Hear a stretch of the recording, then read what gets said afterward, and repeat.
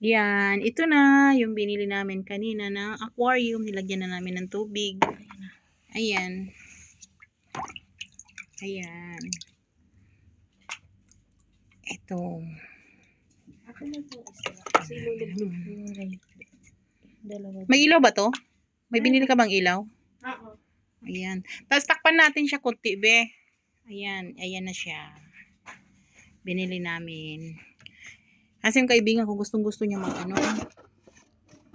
magdagdag ng isda. Kasi yung aquarium nga niya, ang linggit. Liit ba? Kawawa naman yung mga isda niya. Tapos, nasaan na ba yung takip? Ano yung takip na? Ito pala yung takip nito. Ganyanin natin ang takip. Ito kasi guys, may takip yung ano niya. So, ikabit pala natin muna yung ilaw. So,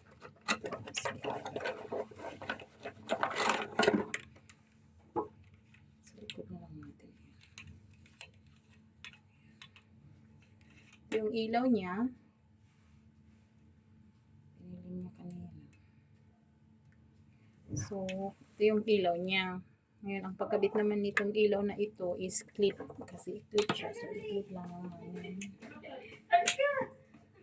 Hindi naman ginagawa namin ni ate. Ayan. In-upgrade namin yung aquarium. Si ate kasi wala akong balak bumili. Upgrade lang. Ang ka bumili niyan? Doon. Diba? Tapos, humingi ka ng halaman kay Rose. Wala mo hindi